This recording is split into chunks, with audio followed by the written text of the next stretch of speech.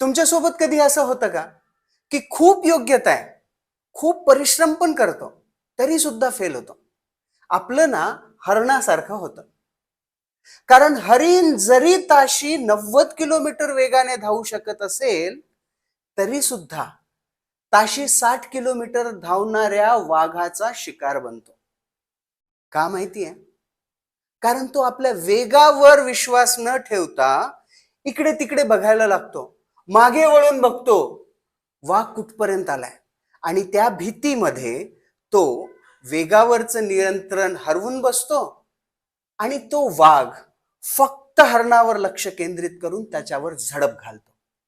जेव्हाही आपण आपल्या आयुष्यामध्ये काही मिळवायचा प्रयत्न करत असू ना, त्यावेळेस आपण खूप विचलित होतो. इकडे बघतो, तिकडे बघतो, मागे बघतो, कोण काय म्हणतो याचा विचार करतो.